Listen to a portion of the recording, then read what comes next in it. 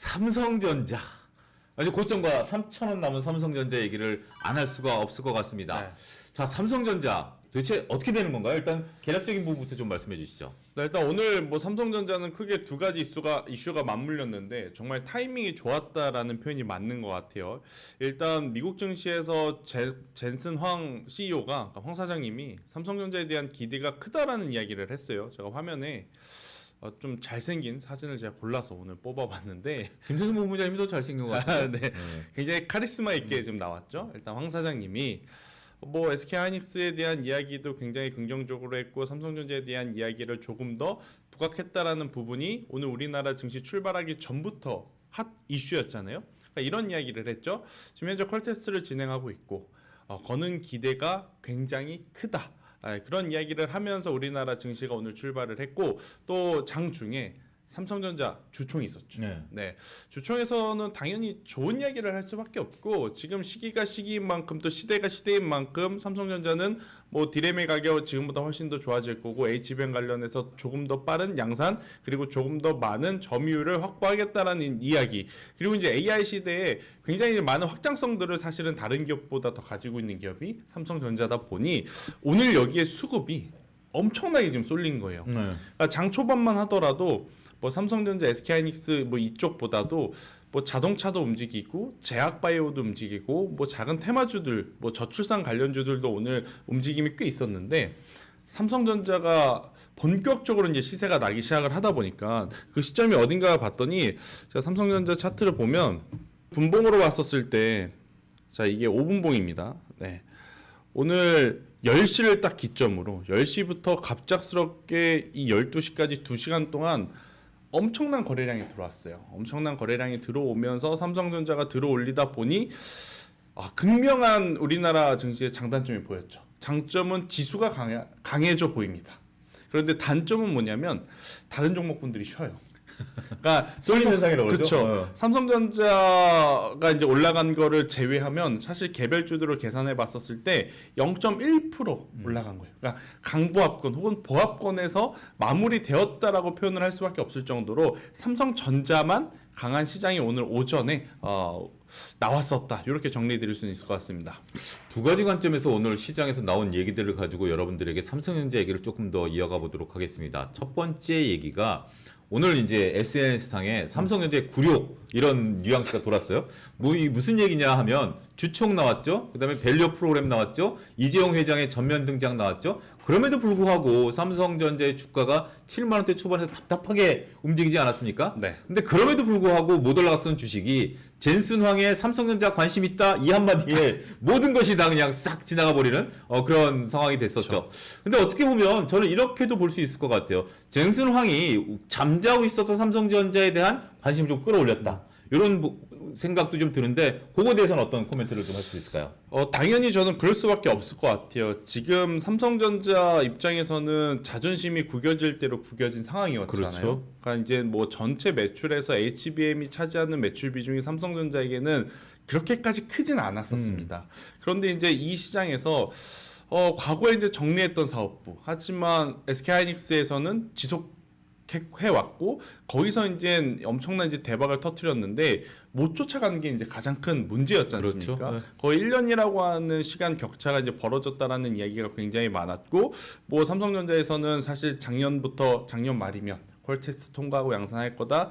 또 작년 연말에는 올해 1분기에 퀄테스트하고 통과할 거다. 그런 이야기를 했지만 정작 우리에게 보여준 건 없었어요. 그런데 이번에 이제 엔비디아 젠슨 황 사장님이 어떤 일정을 좀 우리에게 알려주지 않았나.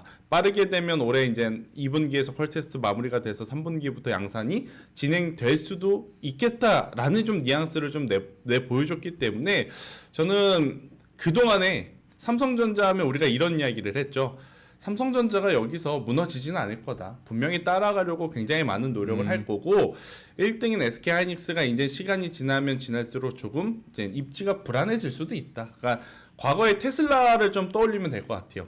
테슬라의 기술력이 퇴보해서 점유율이 떨어진 게 아니잖아요. 그렇죠. 다른 완성차 기업들이 그 시장에 진출을 했기 때문에 어떻게 보면 자연스럽게 점유율이 이제 조정이 되는 거잖아요. HBM도 저는 마찬가지다라 생각이 들어요. 일단 지금은 우리나라 기준에서는 SK하이닉스가 1위지만 여기에 정말 뭐 마이크론 이야기도 나왔지만 마이크론도 보니까 이 점유율이라든지 생산량이 굉장히 적더라고요. 그러니까 마이크론 뭐 삼성전자가 들어오게 된다라고 하면 당연히 SK하이닉스에서는 점유율이 좀 떨어질 수는 있는 그러한 상황이다 보니 저는 오히려 만약 낮은 위치에서 치고 올라가는 삼성전자 혹은 삼성전자 밸류 체인들에게는 기회일 수는 있다. 근데 이걸 가지고 야 너 그러면 삼성전자 좋고 SK하이닉스 안 좋게 이야기하는 거냐? 그렇게 생각하실 필요는 그렇죠. 없어요. 이분법적으로 보실 필요는 그렇죠. 없고. 둘 다 좋습니다. 네. 그런데 이제 타이밍 싸움에 돌입했다라는 이야기를 저는 드리고 싶습니다. 자, 그리고 또 한 가지 오늘 나온 얘기 중에 이제 수급 얘기를 안 할 수가 네. 없겠죠. 오늘 이제 얘기가 나온 것들이 이제 내일 위클리 옵션 만기에 대한 그렇죠. 부분들, 그다음에 이제 우리가 국민연금의 네. 집행 이런 부분들이 있었는데 이 부분은 간단하게 한번 좀 우리가 어떤 상황을 고려해야 되는지 한번 얘기해 주시죠. 일단 전체적으로 지난주에 선물 옵션 동시 만기가 우리나라도 있었지만 또 미국도 미국도 있었잖아요. 있었죠. 네. 그러다 보니까 이 수급 방향성, 그러니까 기업의 좋고 나쁘고와 어떤 호재와 악재를 제외하고 나서 수급 변동성이 굉장히 좀 많았었던 상황인데 사실 일반적인 상황이라면 아마 이번 주부터 이제 슬슬 기관이라든지 외국인들도 FOMC 인터뷰가 있어서 눈치를 봤어야 되는 게 맞거든요. 그렇죠. 봤어야 되는 게 맞는데 지금 삼성전자에 엄청난 지금 수급이 들어와 버린 오늘 거잖아요. 기관이 뭐 외국인들로 상하긴 했지만 그쵸. 기관 수급이 많이 들어왔죠. 시장 거의- 전체적으로 봤을 그렇죠. 때. 네. 기관이 거의 이제 3조 7천억에 가까운 오래간만에 진짜. 엄청난 큰 금액이 좀 들어온 상황이라서 저는 이번 주가 지나고 봐야 진정한 본 게임, 이 표현이 맞는지 모르겠어요. 그러니까 본 게임이 열릴 수 있다. 그때 우리가 수급의 방향성을 보시면서 대응을 해야 된다라는 생각이 들고 있고, 오늘 또 이제 많은 분들이 이제 댓글 다시는 것 중에 하나가 하이닉스에 대한 얘기를 이제 좀 합니다. 네. 하이닉스를 이제 매수 기회로 봐야 되느냐. 지금 이제 차트 모양으로 보면 하이닉스가 조금 불안해졌어요. 이제 한 15만 원까지 좀 내려와야 되는 모양이고 삼성전자는 오늘 윗꼬리를 거의 안 달았기 때문에 네. 차트만 놓고 보면 삼성전자가 이제 또 매력적으로 보여. 자, 본격적으로 하이닉스와 삼성전자 어떻게 봐야 되는지 좀 얘기를 풀어가 주시죠.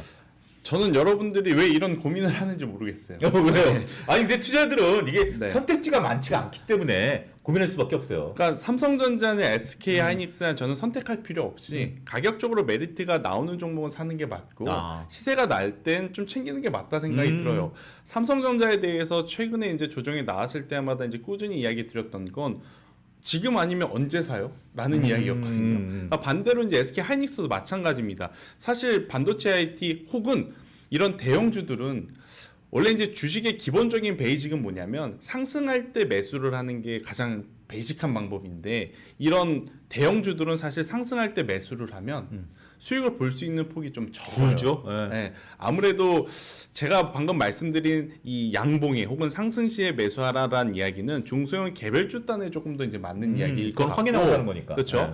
이런 대형주들 같은 경우에는 실적이라든지 펀더멘탈 센티멘탈이 문제가 없다면 오히려 조정 시에 사는 게 맞다. 저는 SK하이닉스 조정 받고 있잖아요. 당연히 못 사셨던 분들이 있어요.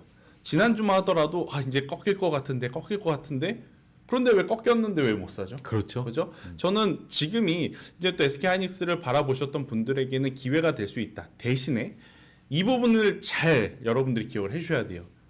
천천히 사는 게 지금은 중요합니다. 그러니까 삼성전자와 SK하이닉스 혹은 대형주를 여러분들이 매수할 때 이 지점이 저점이야, 이 부분이 뭐 변곡점이야, 그것을 미리 예단하고 판단하고 매수를 하면 어떤 종목이든지 좋은 결과를 낳기가 어려워요. 그걸 맞춘다라는 거는 불가능하죠. 한두 번씩은 맞출 수 있어요. 그때 네. 쾌감 저도 압니다. 하지만 그 쾌감에 빠지시면 여러분들이 시장을 있는 그대로 못 보는 또 오류에 빠질 수 그렇죠. 있어요. 네. 그래서 지금 뭐 삼성전자가 갑작스럽게 이 젠슨 왕이 언급했다 그래서 SK하이닉스 물량이 확 줄어드는 건가요? 뭐 전체 매출의 20%, 30%, 50%가 감소가 되는 건가요? 그런 거 아니지 않습니까? 아직 삼성전자는 테스트 단계고 그렇죠. 지금 돈을 쓸어 담고 있는 건 하이닉스잖아요. 네. 그렇기 때문에 저는 만약 SK하이닉스에 대해서 사고 싶었는데 못 사셨던 분들이 계시다라고 하면 저는 지금이 찬스. 오히려 삼성전자는 이제는 사기가 좀 불편하죠. 조금 이제 한템 기다려야죠. 불편하죠. 네. 네, 저는 그런 매매 전략을 가지고 반도체 IT 적어도 올해는 이런 매매 전략을 가지고 이제 투트랙 전략을 가지고 저는 트레이딩 하시는 게 맞다 생각이 들고 있고 개인 투자자분들이 똑같은 실수를 2년 전에 우리가 한번 크게 했잖아요. 2차 전지냐 반도체냐. 그러니까 서로 뭐 어디가 좋고 어디가 나쁘다 그럴 필요는 없는 것 같아요. 어차피 시장의 자금은 돌고 주도주는 언제나 바뀔 수 있고 또 이제 이 순환매에 따라서 누가 더 유연하게 대응하느냐가 저는 그렇죠. 더 중요하다 생각이 들어서 야 너네 또 삼성전자만 얘기하냐? 너네 또 SK 하이닉스만 이야기하냐? 이렇게 받아들이실 필요 없다. 지금 대신에 시장에서 이게 주도거든요. 그렇죠. 그러니까 여러분들 포트에 맞는 전략을 스스로 고민을 좀 해보시는 게 저는 먼저일 것 같아요. 자, SK 하이닉스가 그럼 이 HBM 시장이 도대체 얼마만큼 이제 더 커질 것이냐? 이제 그 부분들이 이제 포인트가 될 것 같은데 제가 자료를 좀 준비를 해왔어요. 지금 이제 HBM3 성장률을 보면 연 평균 16%또 추가적으로 성장을 할 수 있다라고 합니다. 작년에 그리고 이제 올해 넘어오면서 한 30% 정도 이제 성장을 했는데 또 16% 이상을 성장할 수 있다. 이렇게 이제 전망치가 나오고 있다 보니까 아무래도 SK 하이닉스 만의 지금 이 동무대를 삼성전자가 얼마나 갖고 싶어 하겠어요. 눈에 보이잖아요. 그러니까 이게 재고가 쌓이는 게 아니라 만들어지면 만들어지는 대로 팔리니까 얼마나 지금 이 마이크론이라든지 삼성전자 입장에서는 정말 좀 배가 아플 수밖에 없는 그런 상황이 아닌가 싶고 제가 이제 공정도를 좀 뽑아왔는데 일단 TSMC는 대단합니다. 네, TSMC가 없으면 지금 뭐 HBM도 GPU도 SI 인터포저도 그렇고 패키징 쪽도 그렇고 만들어지진 않아요. 네. 이게 힘인 거죠. 이게 힘인 거죠. 네. 지금 이제 삼성전자가 저 시장 이제 뛰어들려고 하는 거고, 네. 근데 아직 이제 그 공장을 만들려면 상당히 이제 시간이 좀 걸리는 거지만, 그렇죠. 어쨌든 저 TSMC를 우리가 결코 좌시해서는 안 된다. 그렇죠. 그렇죠. 사실 이제 이 공정도를 보면 투자의 가장 첫 번째 기업은 TSMC가 TSMC가 맞죠. 맞아요. 그리고 이제 두 번째로 보면 엔비디아와 AMD가 맞죠. 그런데 일단 이 부분은 해외 주식 하시는 분들이 아닌 분들에게는 되게 어렵기 때문에 우리는 결국 이 HBM 쪽, 그러니까 삼성전자와 SK 하이닉스를 지금 봐야 되는데 일단 젠슨 황이 오늘 이야기한 거에 대해서 우리가 나름 다시 고민을 좀 해볼 필요가 있는 것 같아요. SK 하이닉스보다 이제는 삼성전자에게 또 한 번의 기회가 온 걸까? 그러면 삼성전자 그리고 삼성전자 밸류 체인에 걸려 있어서 그동안에 움직이지 못했던 쪽을 한번 찾아보는 게 어떨까? 저는 시장에서는 그런 기업들이 지금 가장 공략의 대상이 되지 않을까?